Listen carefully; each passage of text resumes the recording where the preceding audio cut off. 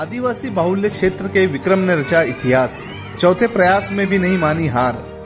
गरीब किसान परिवार का बेटा बना अधिकारी। आर्थिक तंगी के बावजूद हासिल की सफलता।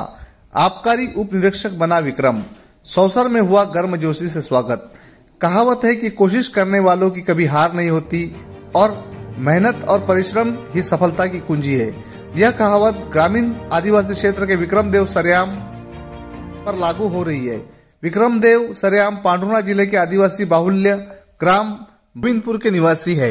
मध्य प्रदेश लोक सेवा आयोग 2022 के हाल ही में घोषित परिणामों में आदिवासी बाहुल्य क्षेत्र के विक्रम ने अपनी मेहनत संघर्ष की सफलता की कहानी लिखी है। विक्रम, जो एक साधारण किसान परिवार से आते हैं, ने चौथे प्रयास में सफलता प्राप्त कर यह साबित कर दिया है कि मेहनत और लगन से कोई भी सपना पूरा किया जा सकता है।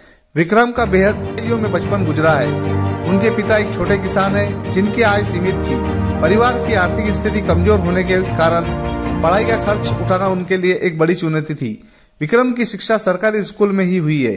MPPSC परीक्षा में विक्रम ने 4 प्रयास किए।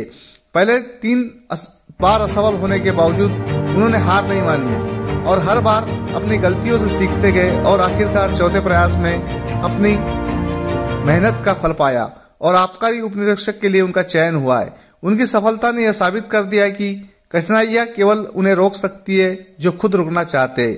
विक्रम की सफलता उन युवाओं के लिए प्रेरणा है जो संसाधनों की कमी के कारण अपने सपनों से समझौता कर लेते हैं। वे कहते हैं कि सपने देखना सभी का हक है, जरूरी है तो बस मेहनत और धैर्य।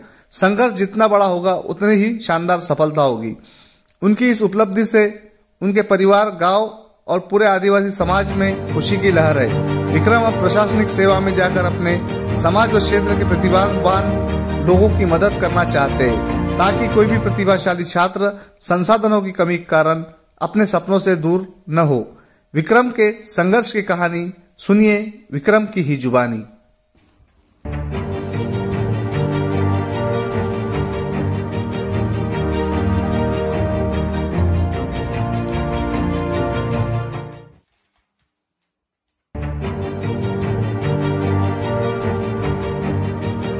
MPPSC 2022 का रिजल्ट जो है हाल ही में घोषित हुआ है और हमारे पांडुर्णा ब्लॉक के आदिवासी बाहुल्य क्षेत्र के गोविंदपुर ग्राम जो है आदिवासी बाहुल्य का ग्राम है और यहाँ से इस ग्राम से पहला अधिकारी आबकारी उप निरीक्षक के रूप में इस क्षेत्र को प्राप्त हुआ है। तो हम सबसे पहले हमारे न्यूज चैनल DD एक्सप्रेस पर उनका स्वागत करते हैं और उनसे जानना चाहेंगे कि किस प्रकार आपने इस प्रकार की सफलता हासिल की है। जी, सबसे पहले आपका धन्यवाद सर। मैंने इसकी तैयारी 2018 में स्टार्ट की और मैंने इसकी कोचिंग इंदौर से की, 1 साल कोचिंग की। तत्पश्चात सर 2019 का मुझे इंटरव्यू कॉल हुआ था, लेकिन 2019 में मेरा सिलेक्शन नहीं हो पाया था। फिर 2020 में भी मेरा सिलेक्शन नहीं हो पाया। मैं 21 में फिर से फाइनल लिस्ट में मेरा नाम आया। तो सर इस प्रकार मैं 3 बार फेल हुआ और उसके बाद 2022 में मेरा फाइनल सिलेक्शन हुआ। और सर इस जर्नी में मुझे कई बार डिप्रेशन और स्ट्रेस का सामना करना पड़ा, क्योंकि जब आप कंटिन्यू 3-4 बार फेल होते हैं तो आपके ऊपर एक मानसिक दबाव बन जाता है। बावजूद इस मानसिक दबाव के मैं स्टेज से उठा और फिर से पढ़ना स्टार्ट किया और आज उसी का नतीजा है कि आज मैं 2022 आबकारी उप निरीक्षक के पद पर मेरा चयन हुआ है। और सर खुशी की बात यह है कि मेरे पास 2023 का भी इंटरव्यू कॉल है और मुझे पूरा उम्मीद है कि मैं आगामी समय में इससे बड़ा पद प्राप्त करूँगा। अच्छा जी, अभी आप वर्तमान में देखा जा रहा है कि युवाओं के लिए जो है प्रेरणा स्रोत बने हुए हैं, क्योंकि आदिवासी बाहुल्य क्षेत्र से आप आते हैं और ऐसा पता चला है कि उस क्षेत्र से अब तक कोई अधिकारी नहीं हुआ है। जी, तो युवाओं को लेकर क्या आप संदेश देना चाहेंगे? जी, जी। सर ये बड़ा मेरे लिए गर्व का विषय है कि मैं अपने क्षेत्र में एकमात्र वर्तमान व्यक्ति मध्य प्रदेश लोक सेवा आयोग के माध्यम से अधिकारी बना हूँ। और मेरा युवाओं से एक अनुरोध है कि आप अपना कीमती समय पढ़ाई पे दीजिए, कि शिक्षा के माध्यम से ही आप अपने करियर को एक नया आयाम दे सकते हैं, नई ऊंचाइयां दे सकते हैं। आज हमारा क्षेत्र कहीं ना कहीं पढ़ाई के मामले में थोड़ा पिछड़ा हुआ है, लेकिन मेरा सभी छात्रों से, सभी युवाओं से अनुरोध है कि आप कम से कम पढ़ाई पर ज़्यादा से ज़्यादा पढ़ाई पर ध्यान दीजिए, ताकि आप अपने भविष्य को बेहतर बना पाएँ, अपने माता पिता, अपने परिवार, अपने समाज का नाम रोशन कर पाएँ। अच्छा, वर्तमान में आप जो है युवाओं के लिए मोटिवेटर तो है जी। किंतु अब आपको लगता है कि हमारे ग्रामीण क्षेत्र से और भी अधिकारी होना चाहिए। जी। तो आप उनके लिए, जैसे जो ग्रामीण क्षेत्र के बाहुल्य से लोग आते हैं जी। और जो शिक्षा जो है उच्च शिक्षा ग्रहण नहीं कर पाते या कंपटीशन एग्जाम की तैयारी नहीं कर पाते, तो उनके लिए क्या प्रयास करेंगे कि वो जो है ग्रामीण क्षेत्र का नाम जो है रोशन कर पाए?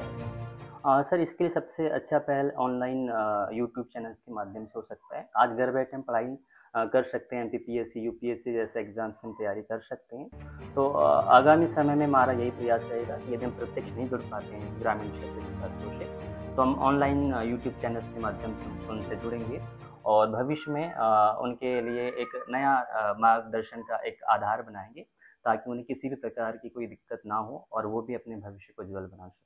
अच्छा, अभी आपको काफी स्ट्रगल करना पड़ा जी, और स्ट्रगल तो करना ही पड़ा, साथ में बहुत सारी चीजें समस्या आती है, फाइनेंस की समस्या भी आती है। तो क्या ऐसा कोई वाकया है कि आपको इससे जूझना पड़ा हो? बिल्कुल सर, चूंकि मैं एक कृषक परिवार से आता हूँ और कृषक परिवार के पास आय की कोई निश्चितता नहीं होती है।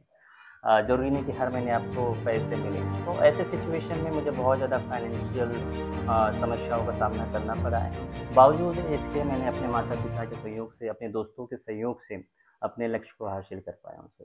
अच्छा, अब वर्तमान में आप जो है आबकारी के एक अधिकारी कहलाएंगे। जी जी। तो आपकी क्या प्राथमिकता रहेगी और किस प्रकार आप इस विभाग के लिए काम करेंगे, और सरकार को किस प्रकार से जो है आपसे कुछ फायदा हो, बताइए। सर, चूंकि अभी जस्ट अभी चयन लिस्ट में मेरा नाम आया है, इस डिपार्टमेंट के बारे में भी मुझे बहुत ज़्यादा जानकारी है नहीं है। हालांकि अब इसके बाद में जब ट्रेनिंग सेशन स्टार्ट होगा तो मुझे इस विभाग के बारे में सारी जानकारी प्राप्त होगी। उसके बाद ये कहना मेरे लिए उचित होगा कि क्या कर सकता हूँ। तो हमारे साथ विक्रम जी थे, जो गोविंदपुर से, ग्रामीण क्षेत्र से, और 4 बार फेल होने के बाद इन्हें जो मुकाम हासिल हुआ है, तो ये युवाओं के लिए प्रेरणा स्रोत है। तो हम उनके उज्जवल भविष्य की कामना करते हैं और डीडी एक्सप्रेस की तरफ से उन्हें शुभकामनाएं प्रेषित करते हैं।